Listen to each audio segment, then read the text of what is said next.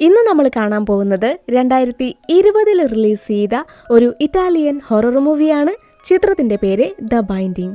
അപ്പം നമുക്ക് ഒട്ടും തന്നെ സമയം കളയാതെ ഈ ഒരു സൂപ്പർ നാച്ചുറൽ ഹൊറർ ചിത്രത്തിന്റെ മുഴുവൻ കഥ കണ്ടാലോ? അതിനു മുൻപ് നിങ്ങൾ എൻ്റെ ഈ ചാനൽ ആദ്യമായിട്ടാണ് കാണുന്നതെങ്കിൽ സബ്സ്ക്രൈബ് ചെയ്യാനായിട്ട് മറക്കരുത്. തൊട്ടടുത്തുള്ള ബെലൈക്കണും കൂടി ഒന്ന് ക്ലിക്ക് ചെയ്യാം. ഒരു സ്ത്രീ വേദന കൊണ്ട് അലറിക്കരയുന്ന ശബ്ദത്തോടെയാണ് ചിത്രം തുടങ്ങുന്നത്. കുറച്ചു പേര് ചേർന്ന് മാർത്ത എന്ന പെൺകുട്ടിയുടെ ദേഹത്തെ സാത്താൻ ബാധ ഒഴിപ്പിക്കുകയാണ്. 2-3 ആളുകൾ ചേർന്ന് മാർത്തയെ ബലമായിട്ട് പിടിച്ചിരിക്കുന്നു. ഈ സമയത്ത് അങ്ങോട്ടൊരു സ്ത്രീ വന്ന് ആ പെൺകുട്ടിയെ കൊണ്ട് നിർബന്ധിച്ച് വെള്ളം കുടിപ്പിക്കുന്നുണ്ട്. എന്നിട്ടൊരു കത്രിക വെച്ച് മാർത്തയുടെ ശരീരത്തില് കോറി വരയ്ക്കുന്നു. പിന്നീട് എന്തൊക്കെയോ മന്ത്രങ്ങളൊക്കെ പറഞ്ഞ് ആ സ്ത്രീ മുഖം നോക്കുന്നൊരു കണ്ണാടി അത് മാർത്തയുടെ നേരെ നീട്ടി. അവൾ ആ കണ്ണാടിയിലേക്ക് നോക്കിയതും പെട്ടെന്ന് തന്നെ അത് പൊട്ടിപ്പോയി. മാർത്തയുടെ അലറി വിളിച്ചുള്ള കരച്ചിലോടെയാണ് ഈ ചിത്രത്തിന്റെ ടൈറ്റിൽ എഴുതി കാണിക്കുന്നത്, ദ ബൈൻഡിങ്. കാലാകാലങ്ങളായി ഇറ്റലിയിലെ തെക്കൻ ഗ്രാമപ്രദേശങ്ങളിലെ പ്രാക്ടീസ് ചെയ്യുന്നൊരു റിച്വലാണ് ബൈൻഡിങ് അല്ലെങ്കിൽ ഈവിളായി. പലപ്പോഴും സംരക്ഷണത്തിന് വേണ്ടിയും അല്ലെങ്കിൽ ദുർമന്ത്രവാദത്തിലൂടെ മനുഷ്യരെയോ മൃഗങ്ങളെയോ കേഴ്സ് ചെയ്യാനോ അവരെ കൺട്രോൾ ചെയ്യാനാണ് ഈ ഒരു റിച്വൽ ചെയ്യുന്നത്. അതായത് വെറും ഒരു ചരട് കൊണ്ട് മനുഷ്യനെ ബന്ധിക്കാനും അവരെ കൺട്രോൾ ചെയ്യാനും കഴിയും. അടുത്തതായി നമ്മൾ കാണുന്നത് ചിത്രത്തിലെ കഥാനായിക എമ്മയുടെ മകൾ സോഫിയ, എമ്മയുടെ ഫിയാൻസിയും ബോയ് ഫ്രണ്ടുമായ ഫ്രാൻസിസിനെയാണ്. നമ്മുടെ നായിക ഒരു റിയൽ എസ്റ്റേറ്റ് ഏജന്റ് ആണ്.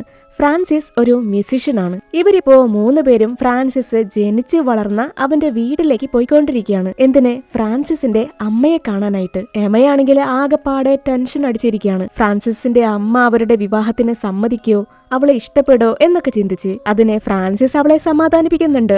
എന്റെ അമ്മയ്ക്ക് നിന്നെ ഉറപ്പായിട്ട് ഇഷ്ടപ്പെടും. അവരെങ്ങനെ പോകുന്ന വഴിക്ക് നമുക്ക് ഒരുപാട് ഒലീവ് മരങ്ങൾ കാണാം. ആ മരങ്ങൾക്കെല്ലാം തന്നെ 1000 വർഷം പഴക്കമുണ്ട്. ആ ഒലീവ് മരങ്ങളെല്ലാം ഫ്രാൻസിസിന്റെ ആൻസസ്റ്റേഴ്സ് വച്ചു പിടിപ്പിച്ചതാണ്. അങ്ങനെ ഒരു വിധത്തിലെ കാടും മലയൊക്കെ താണ്ടി അവര് ഫ്രാൻസിസിന്റെ വീട്ടിലെത്തി. അവരെ കാത്ത് വീടിന് വെളിയിലെ ജോലിക്കാരിയായ സബ്രീന നിൽക്കുന്നുണ്ടായിരുന്നു. ആ സ്ത്രീ അവരെ അകത്തേക്ക് ക്ഷണിക്കുന്നുണ്ട്. വന്ന പാടെ തന്നെ സോഫിയ ആ വീട്ടിലെ ഡോഗുമായിട്ട് നല്ല കൂട്ടായി. അമ്മയ്ക്ക് കുറച്ച് തിരക്കുണ്ട്, അമ്മ ഇപ്പൊ വരും, നിങ്ങൾ അകത്തേക്ക് വാ എന്നൊക്കെ പറഞ്ഞ് സബ്രീന അവരെ വീടിനകത്തേക്ക് കൊണ്ടുപോയി. ഫ്രാൻസിസും എമ്മയും മുകളിലേക്ക് കയറി പോകുമ്പോ പിന്നാലെ വന്നിരുന്ന സോഫിയയ്ക്ക് താഴെയുള്ള മുറിയിൽ നിന്ന് ഒരു കുഞ്ഞിന്റെ കരച്ചില് കേൾക്കാം. കുഞ്ഞ് പതിയെ ആ മുറിയുടെ അടുത്തേക്ക് നടന്നു. അവൾ ആ മുറിക്കകത്ത് ആരാന്ന് നോക്കുമ്പോഴേക്കും പടകോന്ന് പറഞ്ഞ ആ ഡോർ അങ്ങടഞ്ഞു. സോഫിയ ആകെ അങ്ങ് പേടിച്ചു പോയി തന്റെ ജീവനും കൊണ്ട് മുകളിലേക്ക് ഓടി. എന്നാ താഴെ സംഭവിച്ച ഈ കാര്യങ്ങളൊന്നും കുഞ്ഞ് അമ്മയോട് പറയില്ല കേട്ടോ. ഫ്രാൻസിസിന്റെ മുറിക്ക് തൊട്ട് തന്നെയാണ് സോഫിയയുടെ മുറിയുള്ളത്.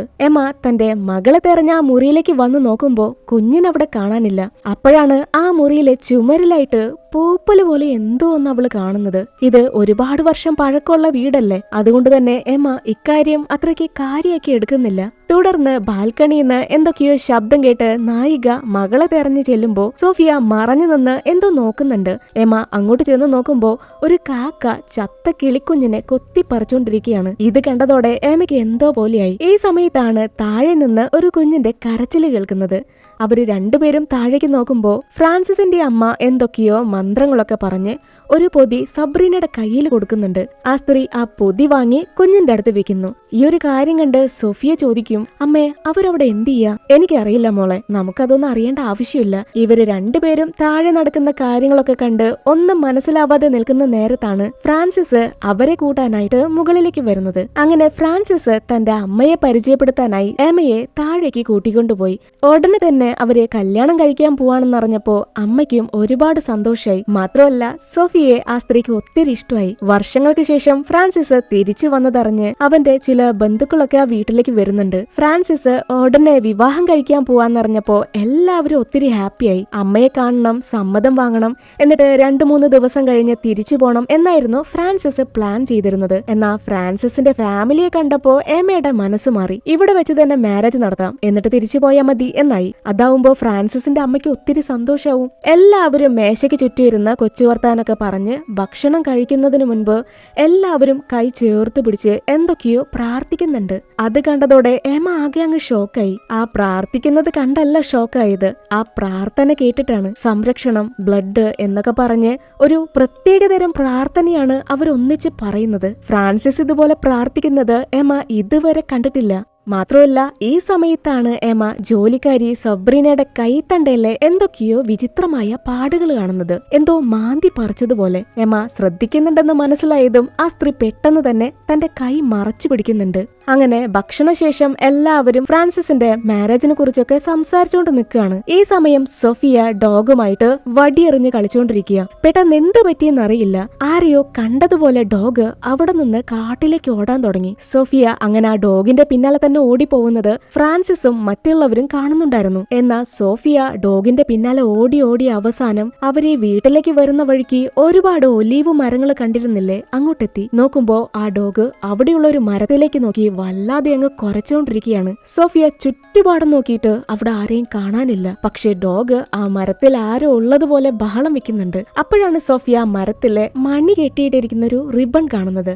അത് കണ്ടതോടെ കുഞ്ഞാ മണി എടുക്കാനായിട്ട് ആ മരത്തിലേക്ക് വലിഞ്ഞു കയറി. എത്ര ശ്രമിച്ചിട്ടും അവൾക്ക് അത് എടുക്കാൻ പറ്റുന്നില്ല. അപ്പോഴേക്കും ഫ്രാൻസിസ് അവളെ പിന്നിൽ നിന്ന് വന്ന് പിടികൂടി.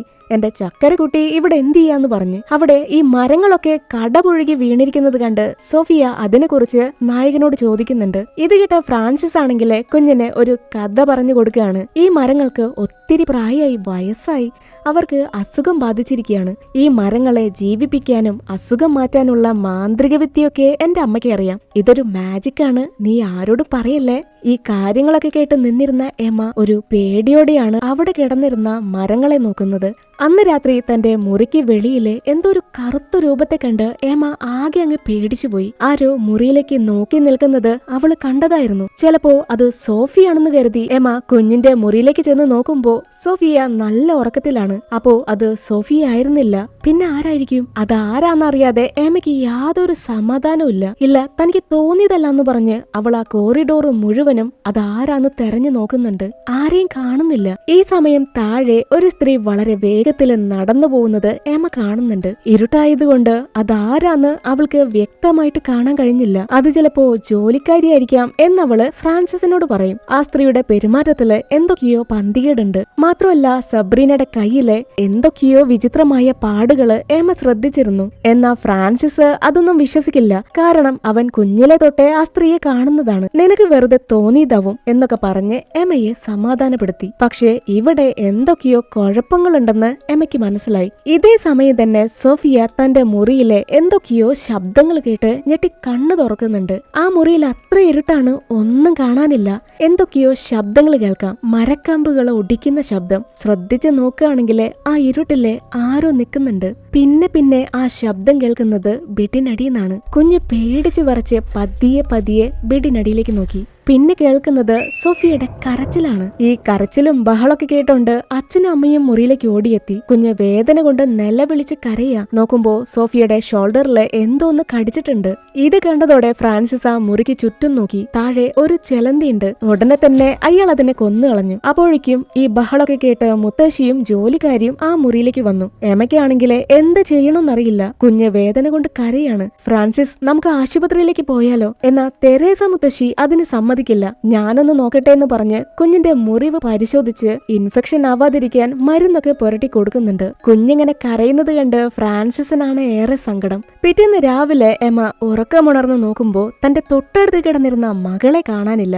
അവൾ ഇത്ര നേരത്തെ എണീറ്റ് കളിക്കാൻ പോയോ എന്ന് ചിന്തിച്ച് നായിക വീടിന് പുറത്തേക്ക് നോക്കി. അപ്പതേ വീടിന് വെളിയിലെ തെരേസ മുത്തശ്ശി കുഞ്ഞിനോട് സ്വകാര്യമായിട്ട് എന്തൊക്കെയോ സംസാരിച്ച് സോഫിയയുടെ കയ്യില് ഒരു പൊതി കൊടുക്കുന്നുണ്ട്. ഇത് കണ്ട് എന്തോ പന്തികേട് തോന്നിയ എമ എത്രയും പെട്ടെന്ന് തന്നെ മകളുടെ അടുത്തേക്ക് ഓടുന്ന നേരത്താണ് അവൾ ആ ഞെട്ടിക്കുന്ന ഒരു കാഴ്ച കാണുന്നത്. ആ ചുമരിലുണ്ടായിരുന്ന പൂപ്പലില്ലേ, അത് കൂടുതലായിട്ട് പടർന്നിരിക്കുന്നു. മറുവശത്ത് സോഫിയ കാടിനകത്തിരുന്ന് മുത്തശ്ശി അവൾക്ക് സംരക്ഷണത്തിനായിട്ട് കൊടുത്തിരുന്ന പൊതിയില്ലേ, അവൾ അത് തുറന്നു നോക്കുകയാണ്. ചെറിയ എല്ലുകള്, മരക്കഷ്ണം, അങ്ങനെ എന്തൊക്കെയോ അതിനകത്തുണ്ടായിരുന്നു. അപ്പോഴേക്കും താഴേക്ക് ഇറങ്ങി വന്ന എമ്മ തന്റെ മകളുടെ അടുത്തേക്ക് എത്തി. ആ കൊള്ളാലോ, അതെന്താന്ന് ചോദിച്ച് എമ്മ ആ പൊതി വാങ്ങാനായിട്ട് നോക്കിയെങ്കിലും സോഫി പതിവില്ലാതെ അമ്മയോട് ചൂടായി. ഇത് നിങ്ങൾ തൊടാൻ പാടില്ല, ഇതെന്റെയാന്ന് പറഞ്ഞ് സോഫിയ അതങ്ങ് പിടിച്ചു വാങ്ങി. ഈ സമയത്ത് എമ്മയ്ക്ക് തന്റെ ജോലി സ്ഥലത്ത് നിന്ന് ഒരു ഫോൺ കോൾ വരുന്നുണ്ട്. അതുകൊണ്ട് തന്നെ മകളോട് കൂടുതലൊന്നും ചോദിക്കാനും പറയാനൊന്നും നിന്നില്ല. എമ്മ വീട്ടിലേക്ക് തിരികെ പോയി. സോഫിയാണെങ്കിൽ ആ കാട്ടിലൂടെ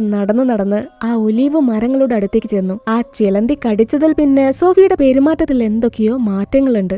അവള് പതിയെ നടന്ന് ഒലിവ് മരങ്ങളെ പരിചരിക്കുന്ന മുത്തശ്ശിയുടെ അടുത്തേക്ക് ചെന്നു. ഈ സമയം തെരേസ എന്തോ ഒരു പേടിയോടെ തന്നെ കുഞ്ഞിന്റെ ഷോൾഡറിലെ ആ മുറിവ് നോക്കുന്നുണ്ട്. എന്തോ ആ സ്ത്രീയുടെ മുഖത്ത് ഒരു ഭയം നമുക്ക് കാണാം. ഒരല്പസമയം കഴിഞ്ഞ് എമ്മ ഫോണിലൊക്കെ സംസാരിച്ച് താഴേക്ക് ഇറങ്ങി വരുമ്പോഴാണ് താഴെ ഒരു മുറിയിൽ നിന്ന് ആരോ മന്ത്രങ്ങൾ ചൊല്ലുന്ന ശബ്ദം കേൾക്കുന്നത്. ഇതേ മുറിയിലാണ് മുൻപ് സോഫിയ ആ കുഞ്ഞിന്റെ കരച്ചിൽ കേട്ടത്. എമ്മ പതിയെ ശബ്ദം ഉണ്ടാക്കാതെ ആ മുറി തുറന്നു നോക്കി. അകത്ത് തെരേസ മുത്തശ്ശിയും സബ്രീനയും ചേർന്ന് എന്തൊക്കെയോ റിച്വൽസ് ഒക്കെ ചെയ്യുന്നുണ്ട്. പെട്ടെന്നാണ് അവൾ ആ ഞെട്ടിക്കുന്ന ഒരു കാഴ്ച കാണുന്നത്.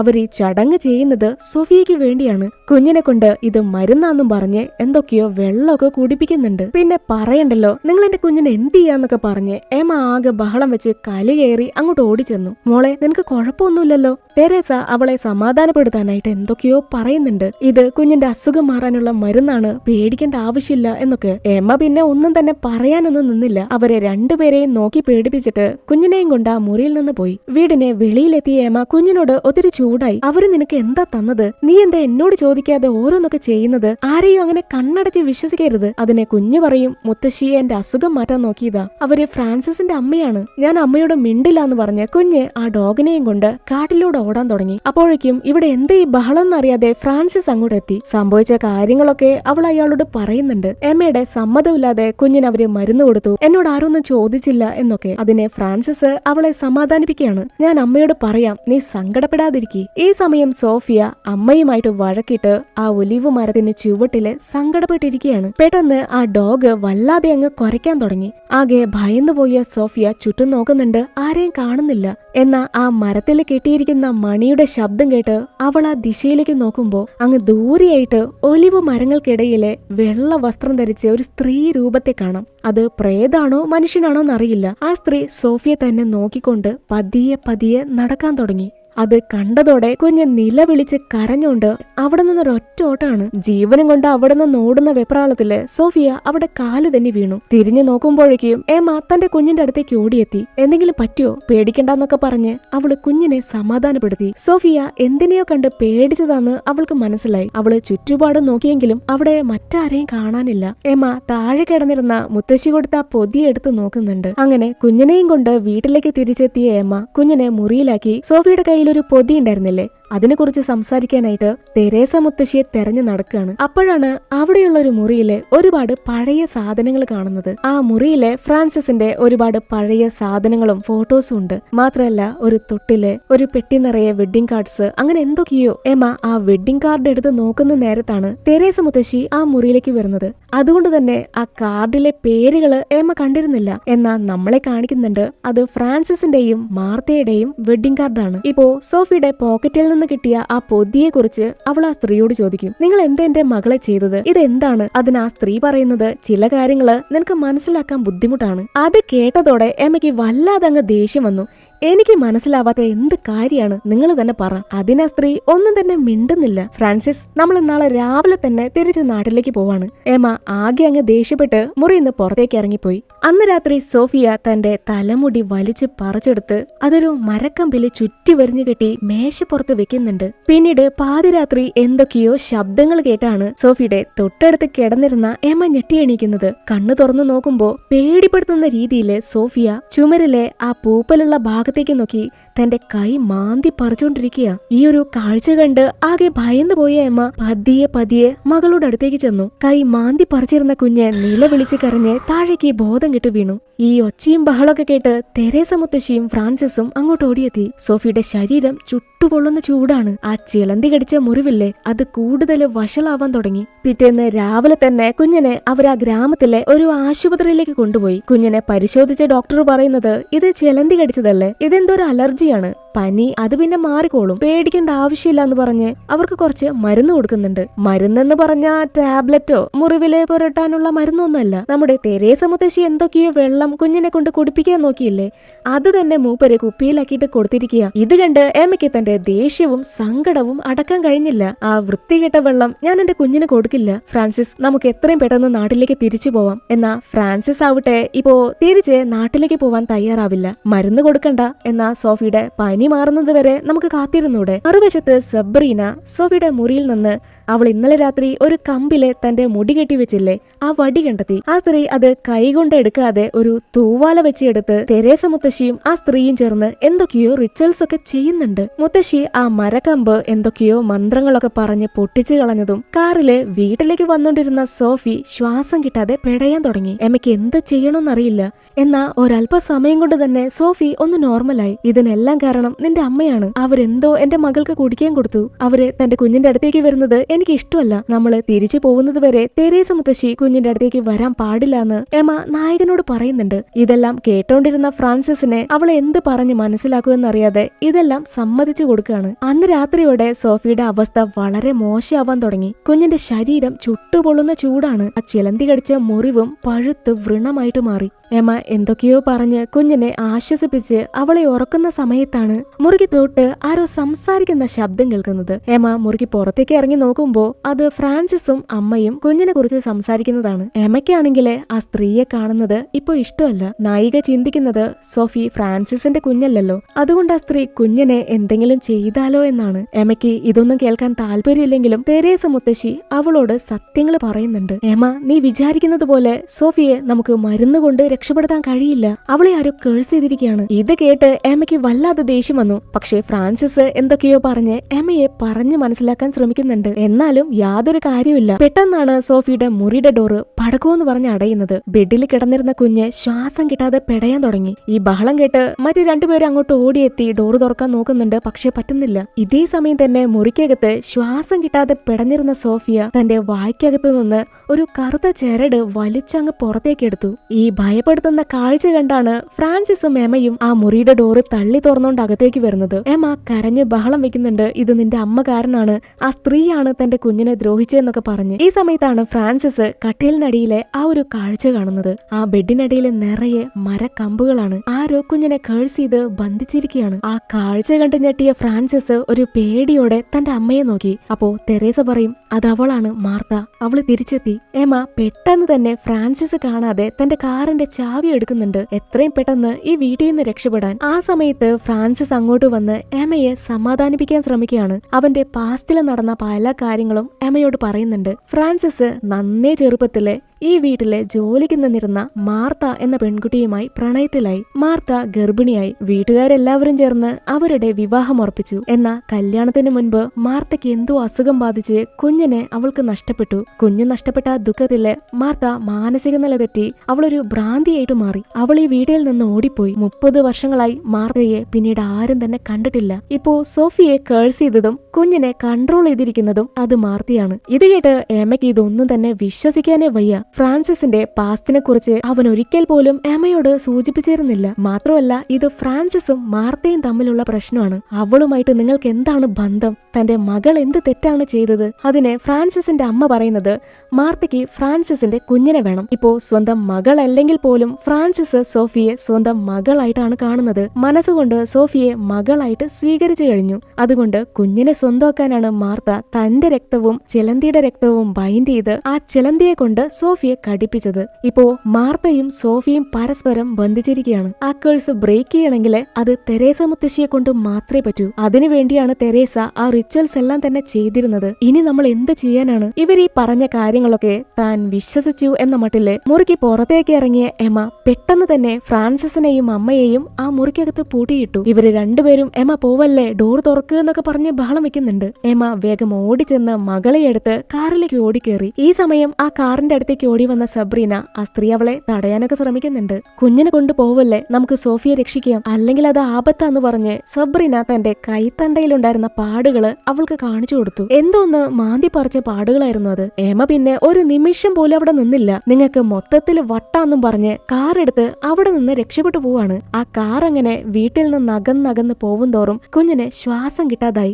കുഞ്ഞിങ്ങനെ കിടന്ന് പെടയുന്നത് കണ്ട് എന്ത് ചെയ്യണോന്നറിയാതെ എമ്മ വെപ്രാളപ്പെട്ട ആ കാർ ഓടിക്കുമ്പോ പെട്ടെന്ന് കാറിന് മുന്നില് ഒരു രൂപം അങ്ങനെ നിൽക്കുന്നുണ്ട്. അത് മാർത്തയാണ്. അങ്ങനെ ആ കാറിന്റെ കൺട്രോൾ പോയി, കാർ ആക്സിഡന്റ് ആയി. അങ്ങനെ തന്നെ എമ്മയുടെ ബോധം നഷ്ടപ്പെട്ടു. കുറെ സമയം കഴിഞ്ഞ് കാറില് ബോധം കെട്ടി കിടന്നിരുന്ന എമ്മ കണ്ണു തുറന്നു നോക്കുമ്പോ പിൻസിറ്റില് സോഫിയ ബോധമില്ലാതെ കിടക്കുന്നുണ്ട്. കുഞ്ഞിനൊന്നും പറ്റിയിട്ടില്ല.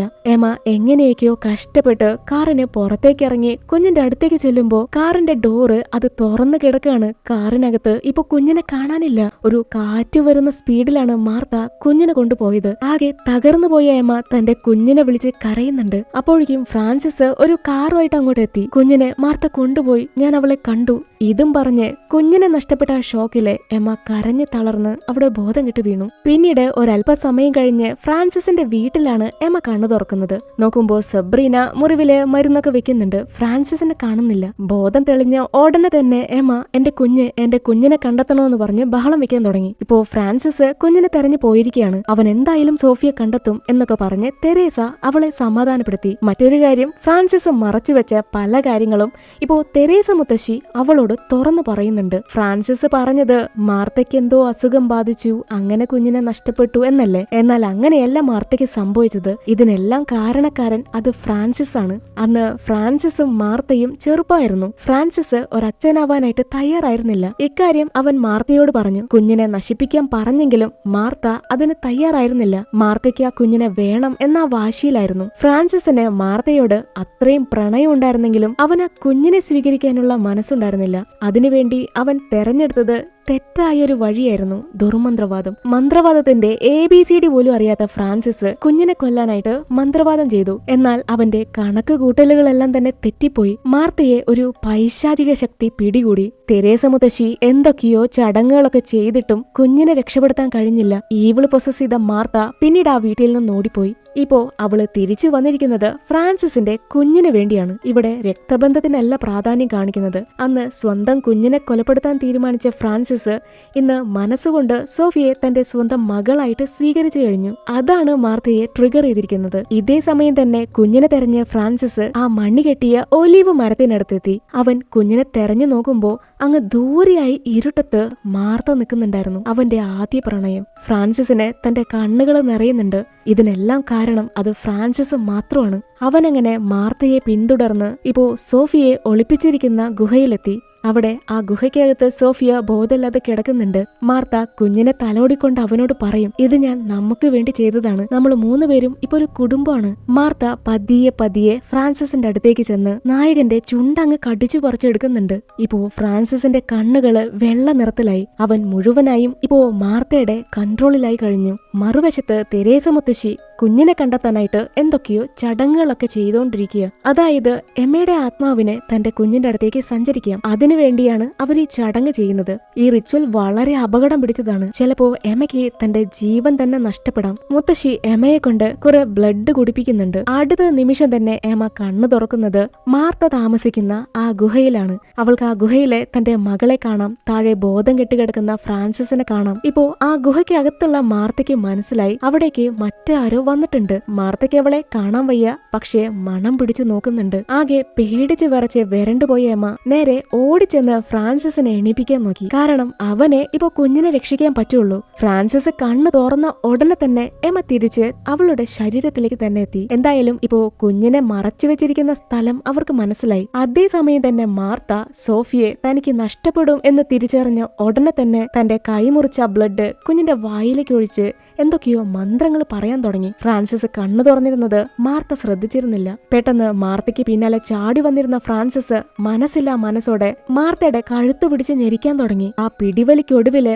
മാർത്ത അവിടെ ബോധം കെട്ട് വീണു. അല്ല, മാർത്ത മരിച്ചു എന്നാണ് ഫ്രാൻസിസ് കരുതിയത്. നായകൻ പതിയെ കുഞ്ഞിന്റെ അടുത്തേക്ക് ചെന്ന് സോഫിയെ എണീപ്പിക്കാൻ നോക്കി. പെട്ടെന്നാണ് മാർത്ത അങ്ങോട്ട് ചാടി പറന്നു വന്ന് അവനെ ആക്രമിക്കുന്നത്. പിന്നീട് എന്ത് സംഭവിച്ചെന്ന് അറിയില്ല. ഈ ഒരു സമയം കൊണ്ട് തന്നെ തെരേസ മുത്തശ്ശിയും എമയും കുഞ്ഞിനെ തെരഞ്ഞ ഗുഹയിലെത്തി. അതിനകത്ത് സോഫിയല്ലാതെ മാർത്തയോ ഫ്രാൻസിസോ ഉണ്ടായിരുന്നില്ല. താഴെ രക്തക്കറ കാണാം. തെരേസ മുത്തശ്ശി തന്റെ മകനെ നഷ്ടപ്പെട്ട വേദനയില് അങ്ങനെ തകർന്നു നിൽക്കുകയാണ്. അപ്പോഴേക്കും എമ തന്റെ മകളെ എടുത്ത് പുറത്തേക്ക് ഇറങ്ങി. തുടർന്ന് വീട്ടിലെത്തിയ അവര് ഒട്ടും തന്നെ സമയം കളയാതെ സോഫിയെ മാർത്തയുടെ ബന്ധനത്തിൽ നിന്ന് രക്ഷപ്പെടുത്താനുള്ള ചടങ്ങുകൾ ചെയ്യാൻ പോവാണ്. മാർത്ത ആദ്യം ഒരു ചരട് കൊണ്ടാണ് കുഞ്ഞിനെ ബന്ധിച്ചിരുന്നത്. എന്നാൽ ഇപ്പോ മാർത്തയുടെ ബ്ലഡ് കൊണ്ടാണ് കുഞ്ഞിനെ ബന്ധിച്ചിരിക്കുന്നത്. ആ ഒരു ബൈൻഡിങ് ബ്രേക്ക് ചെയ്യണമെങ്കിൽ ഇപ്പോ സോഫിയുടെ ബ്ലഡും എമയുടെ ബ്ലഡും ബൈൻഡ് ചെയ്യണം. കുഞ്ഞിനെ തിരിച്ചു കൊണ്ടുവരാൻ അത് അമ്മയ്ക്ക് മാത്രമേ പറ്റുള്ളൂ. അതിനുവേണ്ടി അവര് കുഞ്ഞിന്റെ ശരീരത്തിലെ ആ ചെലന്തി കടിച്ച മുറിവില്ലേ, അതില് കത്രിക വെച്ച് വീണ്ടും മുറിവുണ്ടാക്കി ആ ബ്ലഡ് അങ്ങ് പുറത്തേക്ക് കളയാണ്. അതിനുശേഷം നമ്മൾ ചിത്രത്തിന്റെ സ്റ്റാർട്ടിംഗ് സീനിൽ കണ്ടതുപോലെ ഒരു കണ്ണാടി എടുത്ത് സോഫിയക്ക് നേരെ നീട്ടി. അപ്പൊ തന്നെ ആ ഗ്ലാസ് പൊട്ടിപ്പോയി. ഇല്ല, അവർക്ക് സോഫിയെ തിരിച്ചു കൊണ്ടുവരാനായിട്ട് കഴിഞ്ഞിട്ടില്ല. മുത്തശ്ശിയും സബ്രീനയും പേടിച്ചു വരണ്ട്